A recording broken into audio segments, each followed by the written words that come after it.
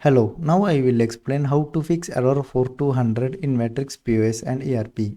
Error 4200 occurs due to mismatch in date or time. Suppose your POS system has been adjusted in wrong date or time, the error 4200 will occur. To fix this, click on OK. Go to your time and date setting. Next, select set the time or date automatically to configure the date and time automatically, or you can manually set it. As you can see, my date is mistake here, so I will change to the correct date. Now I will close and open Vatrix POS system again.